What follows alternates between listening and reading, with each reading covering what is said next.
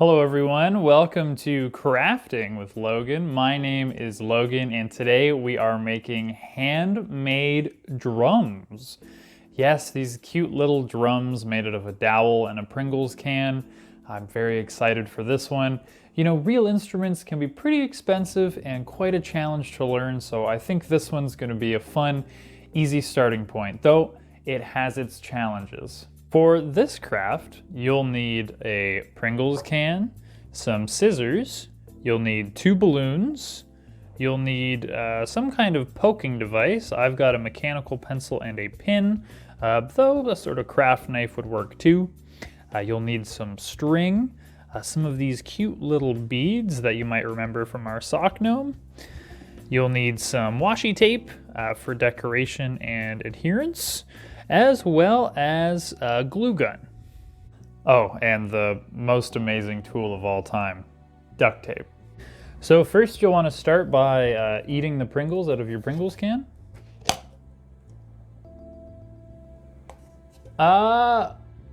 Where'd my Pringles go? Yeah, my Pringles. Yeah, no, my Pringles, I got a whole can of Pringles, I didn't get to eat them. Are you serious? All right, so once your Pringles are gone, make sure to rinse out the can because you don't want any of those yummy Pringles crumbs staying in your drum. And once your Pringles can is nice and rinsed out, you can just wipe it out and it's time to cut it. We want our drum to be about maybe inch and a half wide, so just take 2 fingers and try to measure it like that. That looks pretty good for the size of my drum. So now I'm gonna take my scissors or something pokey and I'm going to try to cut in an even circle around my Pringles can. Now be careful cutting this. These are sharp objects and the Pringles can be sort of hard to cut. So just make sure you're careful or get an adult.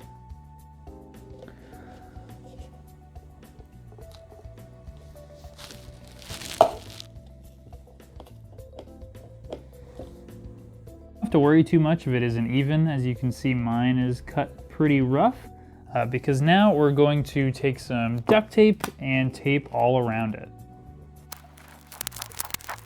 And you can just fold these extra sides here just down into the drum. I've got something that looks like this. There's duct tape covering around the outside and we've got 2 open sides to cover with our balloons.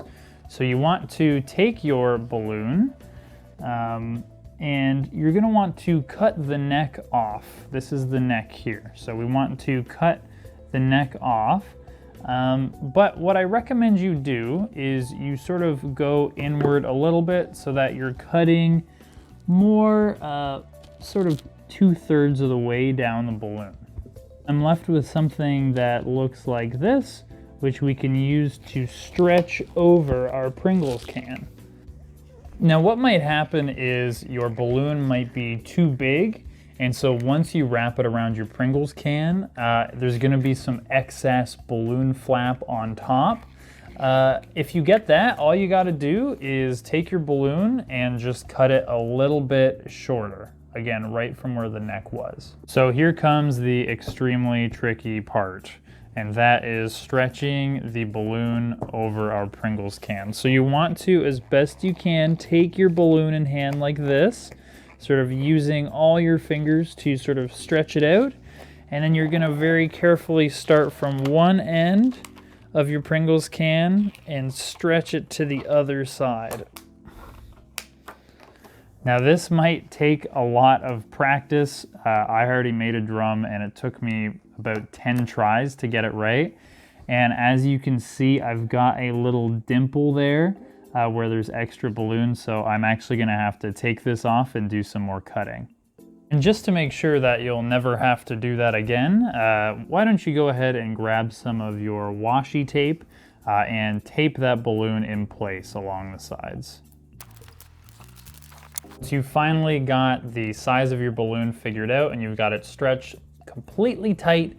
You can finally hear sort of the start of our drum. Not bad. Right, now that it's starting to look pretty and functional, we can attach our stick. So first, you'll want to take a pokey object, again, whatever you've got, and you're going to want to poke a hole big enough for this stick.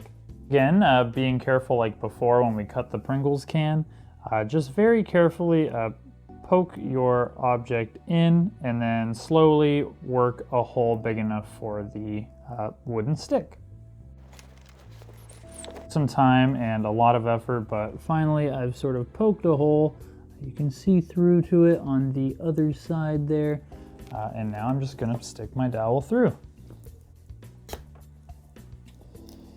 Just like that. Now you don't want the stick wriggling around all willy-nilly, so I think it's time for the glue gun. So you've got your glue gun plugged in and all heated up. Remember to follow important safety guidelines. Make sure you don't get any hot glue on your hands. Don't touch any hot glue before it's dried and cool. So take your glue gun and on the inside here where our dowel is poking out, you'll just want to take the glue gun and glue just right around where the wooden stick is poking through. It's gonna make sure that it doesn't move at all when you're actually playing the drum. You can also do this on the outside if you like, just for some extra assurance that this stick isn't gonna move at all. And last, you can, if you like, actually glue the stick to the drum on the outside here. It's just gonna make sure that it's even more stable, but you do whatever you want to do. All right, that should only take about a minute to dry. So now we've got something that's looking pretty close to our drum. So now we've got to attach our beads and our string to our drum. So the way we're gonna do this is we're gonna poke 2 more holes, and they're gonna be sort of on either side of where our stick is, but on the opposite side. So I'm gonna poke 1 hole over here and 1 hole over here. And just as you poked before, remember to be very careful. Since we're poking a string through, I'm actually gonna start with my pin here and then slowly work up in size. You don't want the hole to be too big or else your string is gonna escape, but you don't want it to be so small that you can't get the string through. Great, so we've got 2 holes poked. You can see we've got 1 there and 1 there. Now we gotta run our string through it. So first I recommend you just take your string, which is probably pretty long, and just cut it in half. And start with 1 string and 1 hole. So take your string and run it through your hole. Now this might be kind of difficult, so you can re-enlist your pokey stick and sort of just poke the string through there.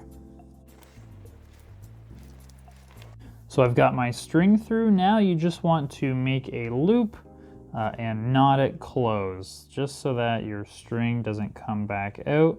And you might want to knot it a couple times just to make a bit of a bulk of string. Make sure your drum doesn't fall apart. And don't forget to tie a knot on the outside too. You're gonna need to do that.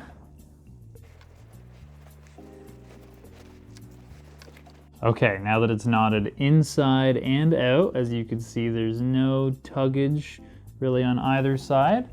You'll want to loop your bead through just by pushing your string through your bead. And again, your pokey stick might be helpful for this too.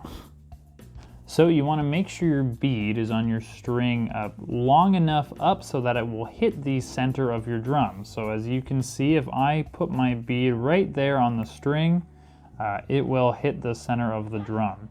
So once you've figured that out, once you've got the center understood, you can go ahead and tie another knot. This knot is going to be on either side of the bead as well to make sure that it stays in place. If you're having a hard time with the knots, you can always re-enlist your glue gun as well and just sort of glue the string in place here and let it dry, and after that your bead really should stay on there. And you might have noticed that my balloon covering has gotten a little saggy as I've gone through this craft. No fear if that happens. What you can do is just sort of take the balloon side by side, pull it tight again, and then grab some more tape and tape it down. After some taping, the skin of my drum is mostly tight again. The drum's looking a little rough, but hey, this is punk rock, man. Now you can see our drum is halfway complete. We've got half of the balloon on, we've got half of the strings on, and we've got half the beads on. So just do the same thing on the other side and we'll see what it looks like when it's done. And yes, guys, I'm sorry to say, but that means stretching another balloon over that Pringles can. Ooh, fun. Right, and after poking another hole, tying another knot, adding another balloon, we've got our completed drum. Woo! Look at that. So, I mean, I don't know if you need drum lessons or not, but kind of just got to twirl it around in your hand like that, and I hear music. And though it can be challenging, it's actually really fun once you get a groove going. See how long you can sustain that beat.